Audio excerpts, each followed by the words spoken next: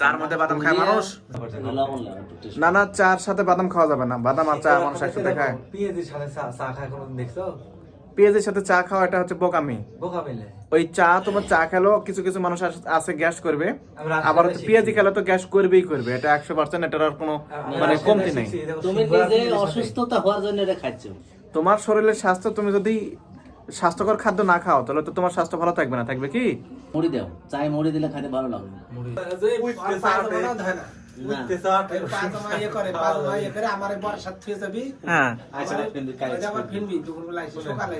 ফিনবি মানে কি?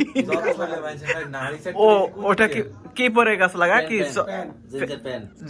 জিন্সের প্যান্ট পরে আজকে গাছ লাগানোর পরে প্যান্টটা খোসায় পরে রেখে যায়, পরের দিন আসে আবার ওই প্যান্টটা পরে আবার রস নামায় আবার খোসা থুয়ে যায়। আচ্ছা, তারপর দুপুরে আবার আসবে, পরে ওই প্যান্ট পরে আবার গাছ লাগাবে, খুলে থুয়ে যায়। বাড়িতে নিয়ে যায় না? বাড়িতে নিয়ে যাওয়ার চিন্তা ভাবনা নাই, প্যান্ট জীবনে ধোয়া আমার দরকারও নাই। তুমি একটু যত্ন করে রাখো যাতে সামনে বছর প্যান্ট আবার ফেরত পায়, যেহেতু তোমার বড়টা রাখে দায়িত্বটা তোমার।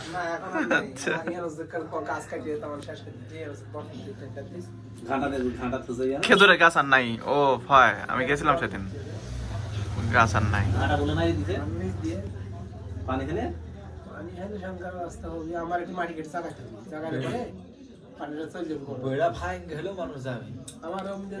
দেখা লাগবে তো কমে তো চমকে খুব মারে কাইটে কুইটে, কাইটে কুইটে রাস্তা বানা যাবে। ওই কতক্ষণ পরে বোয়ার দেবি? আমি 2 পর্যন্ত বোয়ার দিয়ে কিছু করতে পারবি না। আপনার পরে তো কোনো দরজা নাই। হ্যাঁ, আপনার পরে তো কোনো দরজা নাই। না ভাই, এটা তুমি বেহেস্তের দরজা, বেহেস্ত হিসেবে এই দরজাটা রেখে দিয়েছে, জনগণ ব্যবহার করবে, আটকা দিলে দিলে না দিলে না। আমি আটকাই, আটকালে পরে কি হয়, মাঝে ভাঙে শেষ করে ওই সাগর বাড়ি ওদিকে আগে দিত লাগে সামনে ওয়াশ করতে পারবে। ফজল চাচা করে কি তালা মারি দিল। আমি এই জন্য তো বলি যে পানি বেশি বেশি করে দিবেন।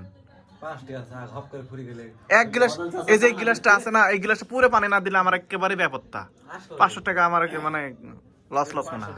ফজল চাচা তালা মারিছে, হ্যাঁ, এখন মনি না কেডা গেছে যায় দেখতেছে তালা, তাহলে বড় না তো খোলা যাবে না।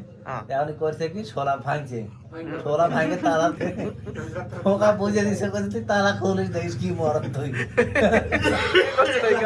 এখন যায় সাবলে ঘুরে ঘুরে না তালা ফুটে বন্ধ করে ফেলা। এই কাম করলো কে না, এখন তালা খুলতে হলে তো টাটি বাঁধি যেতে হবে। লাভ আছে এখন করতে ঠিকই যাবি। আবার না, এটা আলাদা হিসাব। এখন কট রাখ ফলন তো জন্য স্যার 2 ভাই তো খেয়ে দিছি, আমার যাইতে হবে ঘাটা লাগবে। এখন ওরা বুদ্ধি করছে, কইরে এখন নিয়ে দেখা জোহরলে ভিয়া দিলে যায়। ওরে কি সা ওখান তো থয়নি, জোহরলে ভিয়া ফলন তো পার করতে ওইটা ফ্রেশ। আর ওদিকে আমার আল সুজাই, ওদিকে দুধের প্যাকেট, এটা ওয়াল বাদে আবার আজহার 71 তোমার ঘাটা তাহলে থাবাস করে দিয়ে প্রতিদিন চা খাওয়ার একটা নেশা হয়ে গেছে। আমনুল ভাইয়ের দোকানে এখানে এসে, এই আলমগীর সাহেবের দোকান আছে, চার দোকান দিছে, মোটামুটি ভালো চা বানায়। এই যে খরিদ্দার, রেগুলার খরিদ্দার, এটা এক দোকানদার আরেক দোকানদারের প্রশংসা তো করবে। চাটাই হচ্ছে, যদি আপনারা কেউ খাওয়ার ইচ্ছুক থাকে আসতে পারেন। এটা একবারটা দিচ্ছে, দাওয়াত দিচ্ছ? হ্যাঁ, দাওয়াত দিচ্ছি। যদি আসে কে চা বিল দিবি কে? বিল আমি দিব, এক কাপ চায়ের দামে তো সামান্য ব্যাপার। আল্লাহ যদি আসলে একজন আসবে, আর যদি 5-7 জন 10 জন আসে, 50 জনের বেশি তো আসতে পারবে না। আসলো 50 জন, তখন তুমি ওই বিল আমি দিবে? দিব, সমস্যা নাই। হাই রে, তাহলে আপনারা আসতে পারেন, একটা সুযোগ আছে। চার বিল তো পাওয়াই যাচ্ছে, ফ্রি চা খাইতে চলে আসলেন। চা খাইতে খাইতে আমাদের এখানে অভ্যাস হয়ে গেছে, মোটামুটি হারে অভ্যাসের মধ্যেই পড়ে গেছি আমরা। এখন অবস্থা হয়ে গেছে। আরেকটা চা আমাদের বাকি আছে, ছোটা ভার্জনে হচ্ছে আদা চা লাগবে। তো আলমগীর সাহেব করছে কি, আদা দিয়ে চা দেয়নি, এই জন্য ওই ছোটা বারটা খায়নি। এখন ছোটা বারটা বাকি আছে, ছোটা বারটা আসলে চা খাবে সে। বেশি রাত পর্যন্ত বাইরে থাকা তো ঠিক না, নাকি? ভদ্র মানুষেরা তো বেশি রাত্রে বাইরে থাকে না।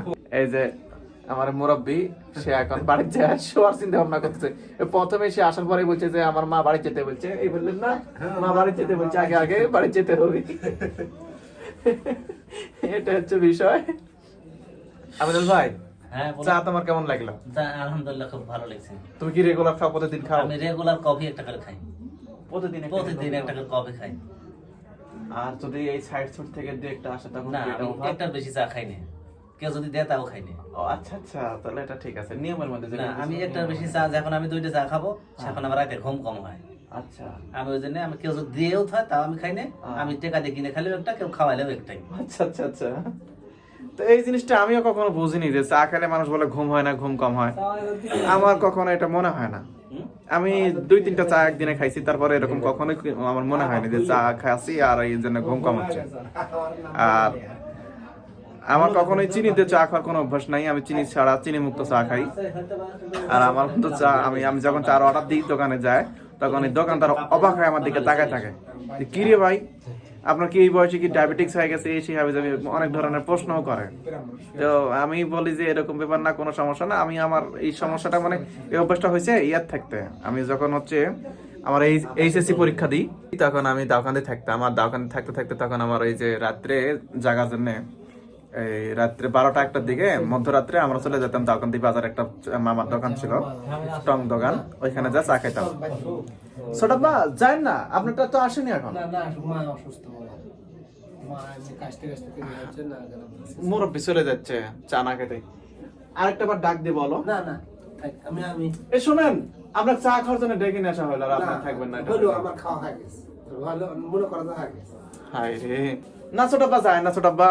তো যেটা বলতে লাগছিলাম সেটা হচ্ছে যে দোকানটির ওই মামার দোকানে রাত্রে মধ্যরাত্রে যখন আমরা চা খেতে বের হতাম, আমি ছিলাম আর আমার সাথে আমার কিছু বড় ভাই ছিল, তারা সিনিয়র ছিল তখন।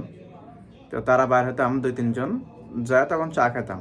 তো একদিন এক বড় ভাই আমাকে পরামর্শ দেয় বা কোনো একটা ভাবে আমি এই চিনি মুক্ত চা খাওয়া শুরু করি। আমার মনে হয় যে চাই যখন খাবো তখন চিনি দিয়ে কেন খাবো, চিনি ছাড়াই খাই। তো এইভাবে তখন চিনি ছাড়া চা খেতে খেতে আমার তখন থেকে একটা অভ্যাস হয়ে গেছে। এখন পর্যন্ত আমি চিনি ছাড়াই চা খাই। এই চিনি ছাড়া চা তো আমার এই একটা ইতিহাস। আর মানে যেভাবে শুরু করলাম আর কি। আর এটা যখন আমি কোনো দোকানে যা চাই যে আমাকে চিনি ছাড়া চা দেন, দোকানে যত লোকজন থাকে তারা তো তাকায় তাকায়, দোকানদারও জিজ্ঞাসা করে কি ব্যাপার ভাই, চা চিনি ছাড়া খাবেন, চিনি ছাড়া চা খাওয়া যায়? এই প্রশ্নের সম্মুখীন আমার অনেক জায়গায় হওয়া লাগিছে। এই জন্যে আর কি মানে চার বিষয়টা যখন আসলে মনে পড়লো, শেয়ার করলাম বিষয়টা আপনাদের সাথে, অন্য কিছুই না। আচ্ছা, আজকের ভিডিও এই পর্যন্তই। আল্লাহ বাসা রাখলে দেখা হবে পরের কোনো ভিডিওতে। আসসালামু আলাইকুম রহমতুল্লাহ।